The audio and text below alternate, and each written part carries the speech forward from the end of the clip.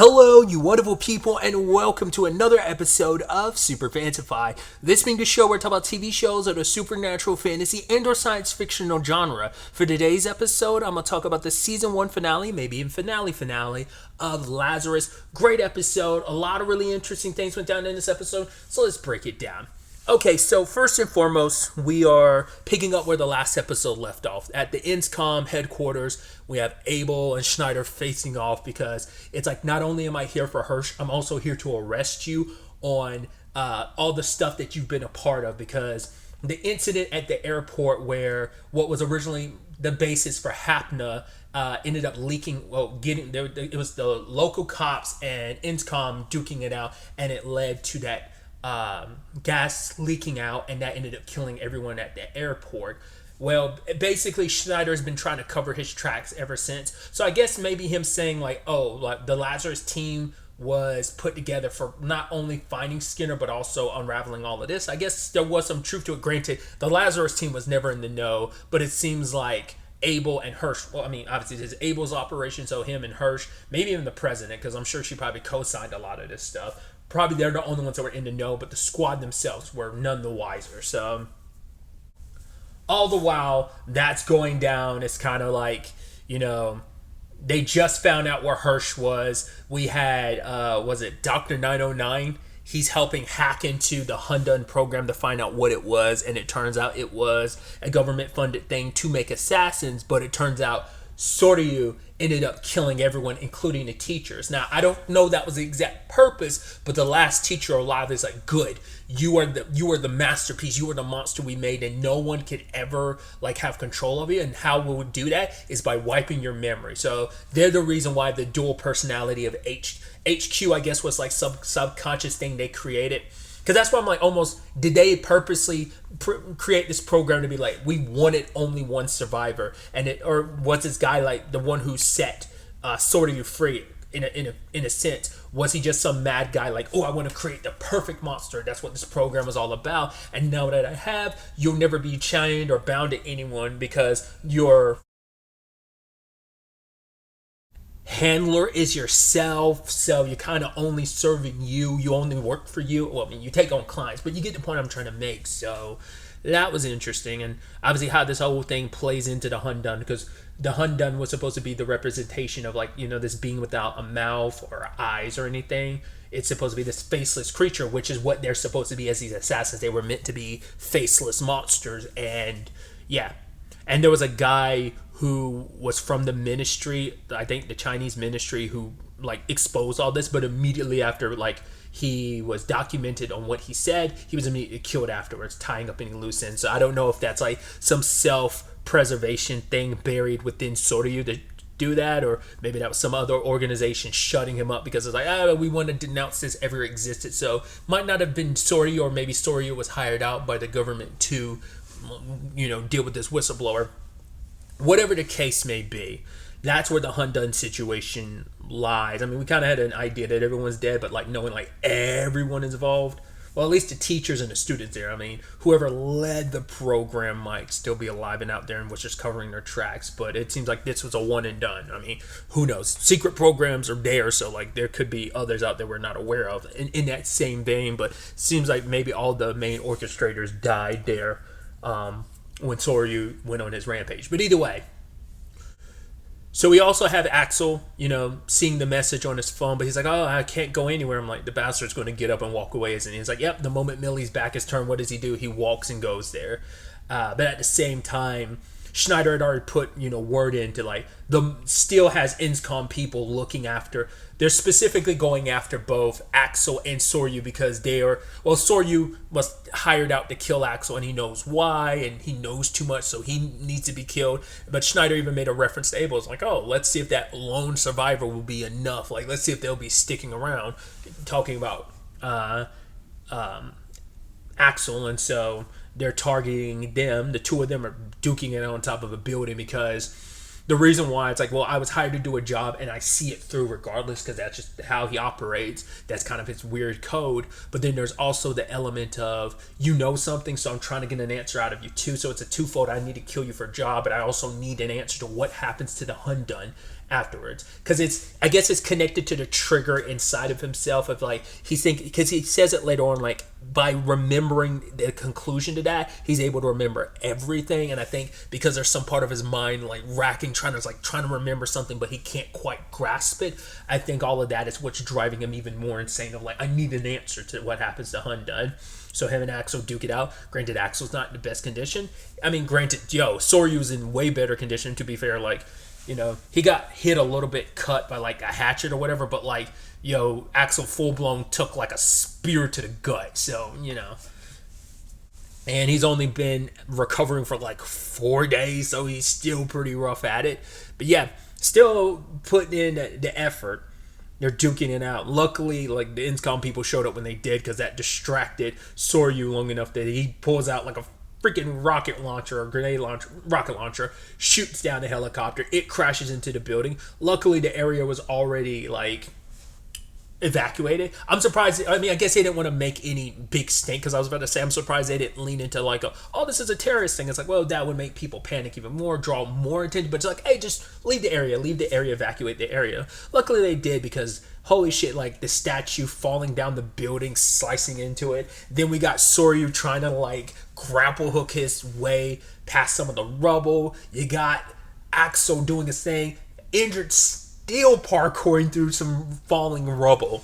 Is hilarious. And then, the end result is Soryu is crushed, but not before, Axel gives him the answer. It's like, the Hun Dun died on the 7th day after taking all those holes to his face. And he's like, yes, I remember. He's like, but now that I do remember, that means I'm not a monster anymore, right? It's like, that's really sad, because that existence was thrust upon you. You were raised from a young child to become a monster, and who you could have been, any form of normalcy, was wiped away from you. Like, all you could be was a monster. So I think there's some levity of, now that I remember, I'm able to, maybe that's also the driving force of like, I figure if I can remember this, it can give me some solace. It can even me out in some shape or form. But I think by finally remembering, he got to be human again. He's like, I'm no longer a monster, right? And it's like, it doesn't erase all that you've done, but it's like, you were a victim in all of this too. You've done terrible things, and that doesn't get immediately erased. But it's like, maybe there's some form of, hey, you get to die as a human again, and you don't get to die as a monster. So there's some solace in that.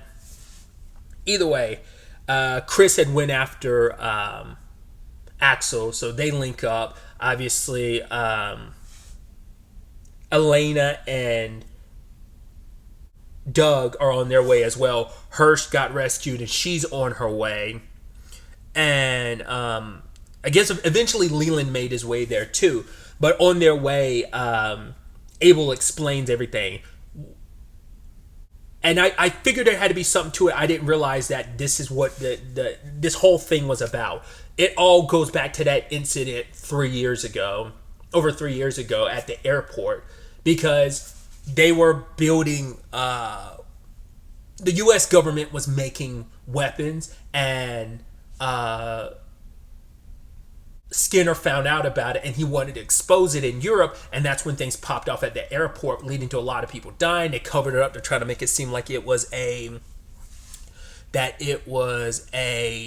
terrorist attack, but it was just, this government organization covering its tracks because they were making biological weapons. But they're like, nah, other countries have ignored the Geneva Code. It's just the U.S. is falling behind, and it's like, if we don't keep up, we're going to end up regretting it. We'll be the ones that are seen as heroes. We're the ones who had the foresight to say, screw all that, make biological weapons because everyone else is doing it too. We were always going to lose the arms race if we kept this up. So we'll be seen in history as the good guys, the heroes. So it's like, yeah, save that bullshit for your military trial or whatever. So, because it is one of the Geneva Conventions you're breaking.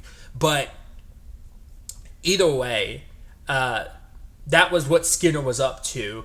But that day at that airport, that's where Lazarus comes into place. All 5 of our protagonists were there. I knew something was up because of the whole link. I brought it up last episode. I was like, okay, Doug was at an incident. Elena was in an incident, almost led to her dying. Axel referenced that too. I was like, once, twice is a coincidence, 3 times is a pattern. It didn't even correlate in my head to think about, because like I'm assuming that's the thing that Leland's dad died from, like that incident that led to his dad dying. Because I think it might have been Leland that was talking about something like an incident, but also it didn't even cross my mind. That's also the incident where Chris, quote unquote, died, where Russia believed that she died, because she did say like, I came back, and that's what this is all about. And even Doug was like, the rise of Lazarus. I was like, motherfucker, it was there in the title the entire time. That's why they're called Lazarus. The name isn't just for nothing. They are literally the 5 people that died and came back to life from what was essentially the precursor to Hapna. You're like, motherfucker, I got a kick out of that. I was like, that's great. That's so cool that like that wasn't just a name for nothing, for name convention. It's like, no, it's meant to be an on the nose name. It's kind of almost like an inside joke that like Hirsch and Abel knew about, but literally the team wasn't in on the joke. That's so wild.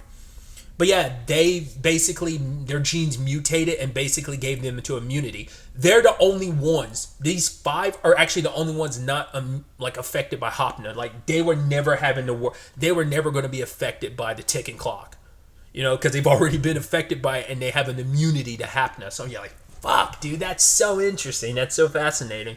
An interesting development. But with this new news, everyone is convening at the location, because Leland was there. Because I was like, I forgot how Leland got there, but he was there with Hirsch. I guess she stopped by the base and picked him up. But they ended up tracking down Skinner because Leland remembers a very specific type of tulip that was at his, I think it was his mom or grandmother's place. I think it might have been his mom's place, but his mom's place and his place. Like I said, I just can't remember the lady in Istanbul. I don't remember if that was his grandma or his mom. I can't remember. It might have been his grandmother. I don't remember. Either way, they ended up finding Hirsch. Turns out Doug actually saw him when they were here looking for the professor back in episode 3. Funny enough. I also love that Chris and Axel run into that cop from episode 1 and is like, hey, it's you. You're that escape. He's like, hey, buddy, Skinner's here. Go get some backup and you'll be the hero. He's like, yeah. And he runs off. Funny enough, Axel doing that didn't lead to that guy being heralded as a hero because he's the guy who found Skinner. But either way, Hirsch and Leland got there first. Jill pointed them to where he was. It even says like his eyesight's fading. And we find out it's because he's dying from Hapna too. Makes a lot of sense. Like, he's not going to doom humanity to something he wouldn't doom himself to as well, because he blames himself. It's like, I'm the architect that led to a lot of this stuff, so if I'm going to doom the world, it should be on me. Like, I should also pay the price. It's his absolution. You can make the argument it's kind of the easy way out, but for him it's like, so that nothing he ever does could ever be used for evil again. It's kind of like, I might as well remove myself from the board. And so Hirsch is upset with him because it's like, right, like, you should have told me. He's like, if I told you, you would have gotten dragged down with me. She's like, and you're right, I would have happily gone with you. And for him, it was a situation of like, he feels like he changed. After that incident at the airport, he's like, he gave up on humanity. He gave up on himself. Like, I don't know if the world is any good, and all he could see was evil, and that like colored his vision of the world. And he thought like, oh, I couldn't let you see how much I've changed. But she's like, no, you haven't changed. You're still the man I've known and loved. And he ends up giving her the cure for Hapna. It's like, yeah, it's up to you. You found me. I lost this game of hide and seek, and you get to decide what happens to humanity. And even Axel is like, ask him the question of like, are you sure about giving us the cure? Because he's like, do you really think humanity's worth saving? And he asks Axel, and Axel's like, yeah, the world's kind of shit in some capacity, but at the end of the day, there are some bright spots, and those bright spots essentially make it worth it. It makes it all worth it. The bad, is outweighed by like the good makes it all bearable and manageable and just all worth living for. And sadly, at the end, Skinner dies. So it's like, oh, was the question then becomes, was it really that close? Because he was the first one who took Hapna, so he would be the first victim in all of this. So it makes a lot of sense. Probably, he took it earlier than anyone else, so of course it would hit him first. Like, who knows? They don't really go into it, but there probably are people who did sadly not make it. In the end, but like I said, he probably took it well in advance, so the timetable was more so his timetable rather than necessarily the first wave, because he was always going to be like patient zero, so it was going to hit him first. Other people are at other stages, because we even saw the president already had like that design in her eyes, that symbol that like Hapna is killing her, that she's entering the final stages. But yeah, his stage was probably always going to be a little more advanced, but he was always the biggest ticking clock. His clock was what we were counting down to, not everyone else's in the first wave of Hapna takers. But like I said, the question then becomes like, was it really that big of a race against time? Did they almost miss it and that close? Or could you make the argument that he was holding out maybe on some positive way? He was kind of holding out hope, like, okay, will anyone get to me? I'll hold out as long as I can. And the moment they found him, he was able to just kind of fully submit and give himself in. Well, because Doug and them were close back in episode 3, so it makes him wonder that he's like, oh, well, no one still figured me out, so I'll hang in there just a little bit longer. Granted, I mean, there's two ways you can look at it. It's most likely like no, they did just cut it that close, but I think on some level he was still trying to hold out hope for humanity. He was a little more optimistic than he probably would let on. I think maybe dying from it, because he's been here at this camp for like 3 years. Ever since he disappeared, he came here, and I don't know if his eyesight was already waning at that point, or is it just over, like, now that he's gotten to where he is. Because he was already wearing the shades by the time Doug and him found him, so it might have already progressed. That just could be him just naturally. I don't know.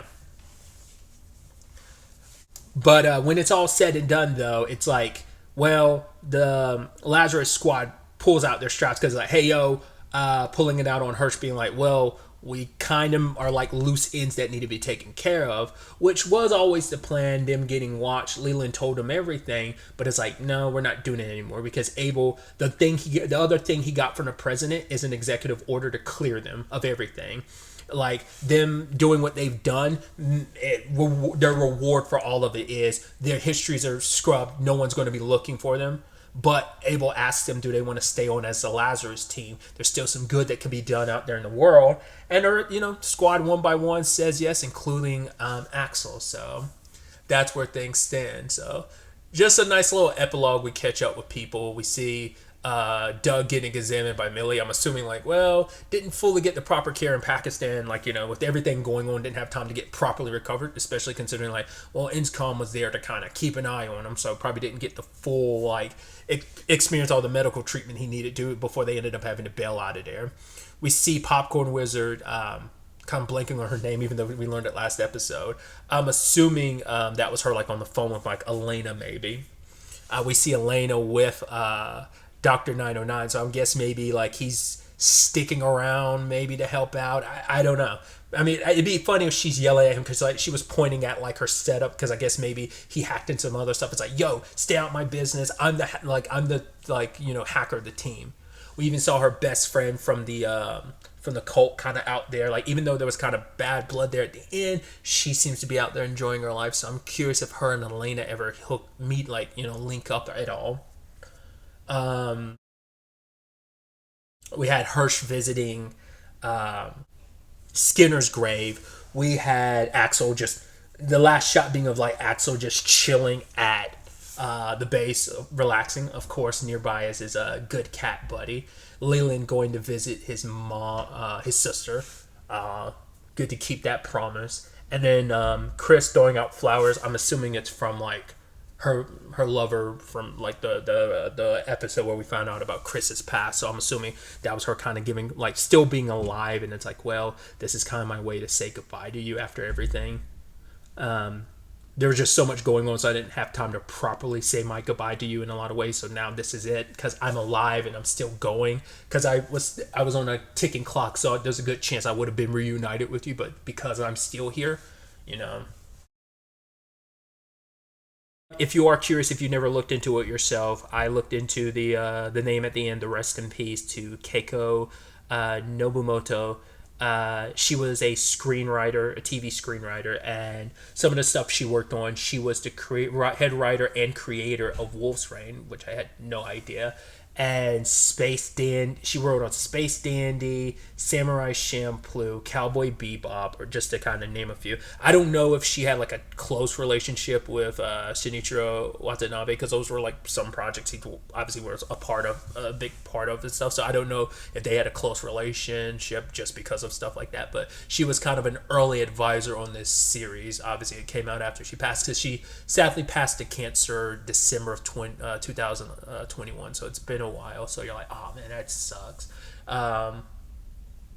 It's just sad that she didn't get to like she probably like was there with like super early development of like concepts for this series, but it's sad she didn't like ever get to see any. I wonder how much of it she even got. Like, were there even rough sketches by the time she passed? It's sad. But like, yeah, like a lot of her work is still out there and obviously beloved. Like, obviously, like if you don't know, like I love Wolf's Rain. It's a very sad series, but like knowing like, oh, that's like something she like not only was a head writer on, but a creator, but also like wrote on all these other great things as well. So that's really sad. But I'm also appreciative to like put a name to that, because I probably would have never like ever gone back to looking like, oh, who's the creator of Wolf's Rain? Even though I love that, I've never looked into it, and it's just wish I was like, oh man, I wish I'd known that sooner. I could have given her flowers for just like I love that story. I love wolves, and just that series as a whole, as dark and sad as it is, like it spoke to me and speaks to me. So. Because obviously she worked on both, like because there's like the 4-episode OVA she also worked on too for that. But anyway, tangents and all that aside, I thought that was a beautiful, like especially like the last shot of it too, being that lily flower that Skinner had, and I thought that was just kind of like a beautiful shot to end it on with, like, that rest in peace. So yeah, I just kind of wanted to kind of acknowledge that at the end there too. I looked into it at the time of me recording this. The episode just dropped, like, it comes out at midnight, so it dropped technically 12 hours ago at the time of me recording this. There has been no announcements for season 2. It isn't a clear, like, that's why I'm not sure I'll probably label this as a season 1 finale if it comes out later on that there are no plans at all ever to do a season 2, because there's no official like plans. No one said anything, none of the creative team, so there's still more room to go, because the Lazarus team, like, there's plenty more things that they could deal with, whether they'll be like an overarching thing like this, or whether it'll kind of be like in a Cowboy Bebop or Samurai Champloo fashion of, oh, we have an overarching story, but I mean in this season as well, where it's like everything's kind of episodical, but it's still all led to the overarching thing, whereas like Cowboy Bebop was very much episodical to the last few episodes. Samurai Champloo was all a journey towards finding the samurai who smells like sunflowers. So you get the point I'm making, but still there is plenty more story to go. We can dive into more of these characters' past and circumstances. But I'm also perfectly fine if they want to make it a one and done, but I'd also be perfectly fine if they want to continue, because I'd love to see what stories and shenanigans and situation these characters find themselves in, no longer having a noose around their necks, essentially, because they're cleared of their past, and also what just things they get up to going forward. I'd love to see.